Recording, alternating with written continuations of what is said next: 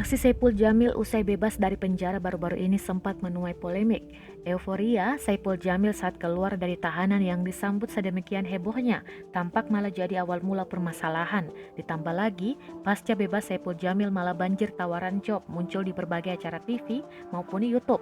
Sontak saja hal tersebut pun membuat netizen geram, bukan kepalang. Bukan tanpa alasan netizen mengaku kesal karena menilik dari kasus awal yang membuat mantan suami Dewi Persik itu di penjara. Saipul Jamil memang dihukum atas kasus pelecehan seksual terhadap anak di bawah umur dan kasus suap.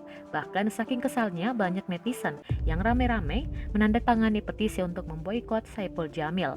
Namun entah mengapa saat itu masih ada yang berusaha memberikan pembelaan terhadap Saipul Jamil, salah satunya Inul Daratista. Inul Daratista sempat kepergok memberikan pembelaan dalam sebuah wawancara.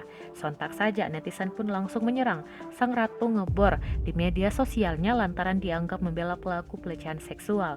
Tak kuat terus-menerus diserang.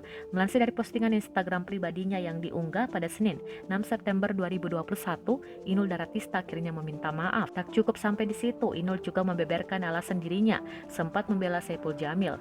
Inul mengaku dirinya dan Saipul Jamil adalah teman sehingga dirinya hanya berusaha melihat sisi baiknya. Istri dari Adam Suseno tersebut juga mengatakan hal negatif yang ada pada sosok Saipul. Dirinya tidak tahu menahu dan tidak mau ikut campur. Inul juga mengatakan perihal Saipul yang masih diberikan panggung di TV, bukan ranah kekuasaannya untuk mengatur.